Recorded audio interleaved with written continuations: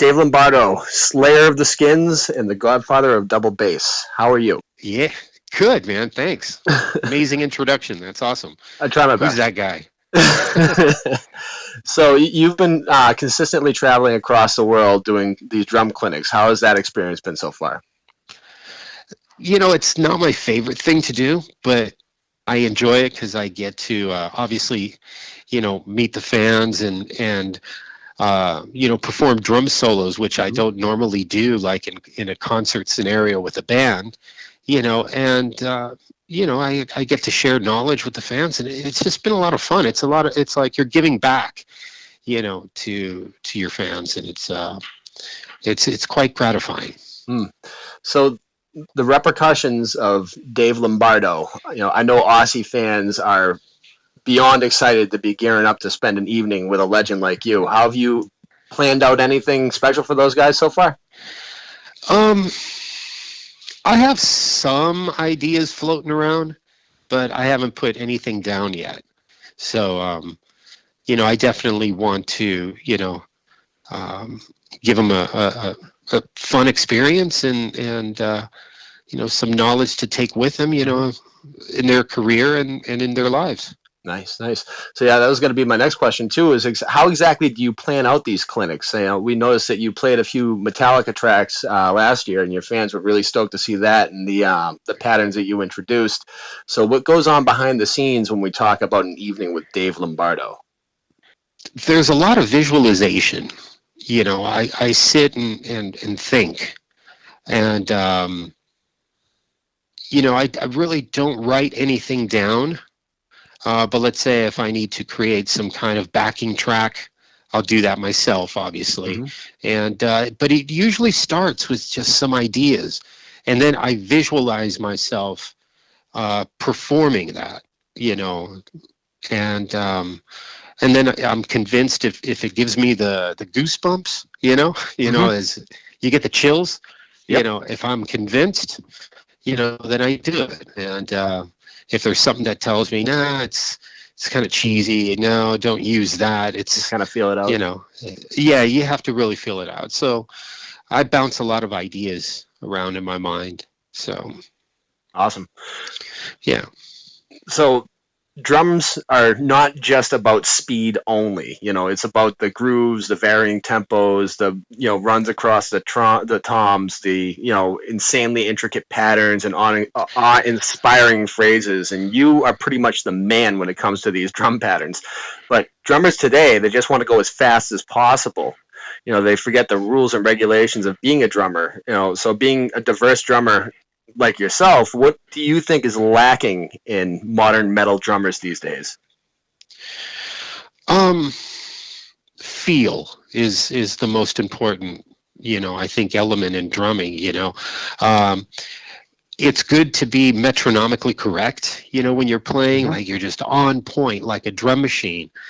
But you kind of have to learn how to weave in and out of the tempo, slow it down, play behind, the beat, play, ahead of it, but never off. It's just, your approach, your execution. So that I think is one of the most important things, and also what in a lot of ways has been great for the recording industry, but also is damaged, I think, the approach that drummers have, to drumming and thinking that it should be put through processors to align and to fix, when all that should be done in rehearsal with the band. In a lot of ways it benefits, but in a lot of ways I think it's, has kept these up and coming drummers to really try to master, the beats, and have, a lot of them relied on, computers. And so their performances lack live. Mm-hmm. No, definitely. So you're known as the godfather of double bass, as we said in that awesome intro. You have influenced thousands of drummers around the world. during your early days, did you ever have a moment where you realized that you were just kind of a lot better than everybody else? I always felt I was a little different because um, other drummers. I don't know at what period of my life. Well, I think it probably started when I was like in fourth grade. I don't know. I could have been 9 years old or something. Mm-hmm. And when I was taught a drum beat by my teacher, and I played it, but then immediately after learning it, I made it a lot faster than how he, taught us. I just sped it up.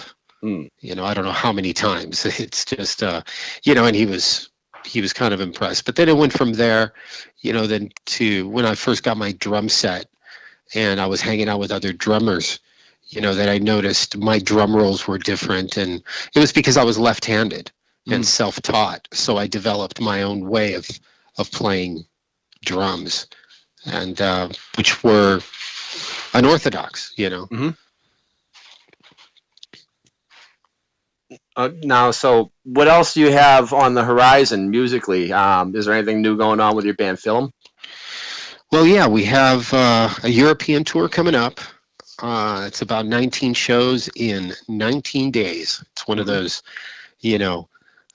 just relentless tours, which I enjoy very much because, they're just fun. They really build up character and, strength. So let's see, after that, I'm going to pay a visit to Australia, of course, in October. And then I have some shows. I think I have a show in Indiana with John Zorn and Bill Laswell. I was just in Australia. Well, it was in late 2013, I believe. I was in Australia for the Adelaide Jazz Festival. Mm-hmm. And so I performed that there. And so I'm going to be performing in Indiana and also in Mexico City in December. And I have some, various shows happening with Film throughout, including a show in Mexico as well, in Hermosillo. Oh, cool. So yeah, jumping around. Oh, definitely. So you actually are doing some work for Disney too, of all people. What can you tell me about that? Well, they approached us with an offer to create music to this cartoon. It was a cartoon pilot for this Canadian animation company, and so they asked us to create this kind of theme and kind of cinematic soundtrack to this cartoon called Dudes of Legend County. Now the cartoon didn't get picked up, so we won't be able to see it, but it was an experience. I mean, it was a really interesting experience working with the directors and the animators, and them asking us or telling us what they expected or what they wanted from each scene in the cartoon, and to create music at that level, it's challenging, and you really notice the kind of musicianship that the people that you work with have. Yeah, well, that's too bad that it's that's not going to be released then. Kind of looking forward to seeing what that would sound like. Yeah, they make approximately 300 pilots a year, and only a handful make it. So it's a lot of productivity coming out of that. Yeah. That studio. I guess so. So the work that you've already done is building a staggering legacy for you to leave eventually. How's that? So people have tried to do what you do, and some can emulate your style to a certain degree, but no one has ever really been so groundbreaking as you were, especially like in the early 80s. How do you feel about people who like outright try to reproduce what you do? I mean, what do they say? Not imitation is flattery. No, there's a phrase. Yeah, imitation is the strongest form of flattery. So, if they want to do something like I did, they have to be creative. If they just want to be a person that imitates, then that's the road that they choose. So I don't know. It's kind of whatever they want. It doesn't bother me because, like I said, it's flattery. It's awesome. But be yourself. There's many drummers out there that are fantastic. Learn from all of them, like I did. That's how I taught myself. I learned from Mitch Mitchell, from listening to those albums, to listening to John Bonham and Ginger Baker, and those guys, and music in general. So, and there's a lot of other drummers that I haven't mentioned in my career that, that they were part of bands and that music, influenced me in a lot of ways. So, you just have to be creative. And that's what I would tell kids. I would try to guide them away from copying, to developing their own identity. So I've been listening to the new Slayer album, Repentless, and there's a song on the album called Piano Wire, which was written by Jeff before his passing. While listening to it, I really started to miss him all over again. Do you have any memories of Jeff writing that song when he was still with us? I have to listen to the melody, listen to the song itself.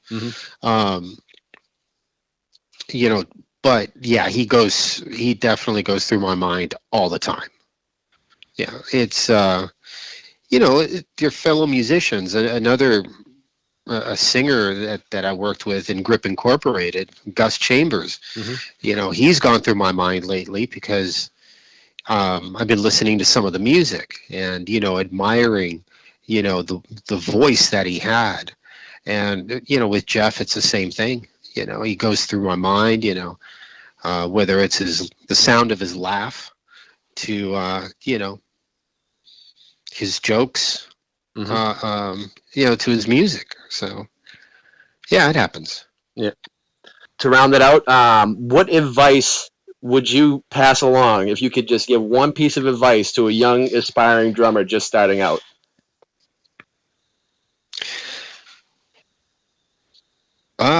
Wow, be true to yourself and, be creative. And not only learn the music, but learn the business. Awesome. Great advice. Great advice. So thank you so much for taking the time to talk to us. And you're welcome. Much luck to you and all of your endeavors. Thank you. All right. Take care, man. Bye. Have a great night. Bye. You too. Bye-bye.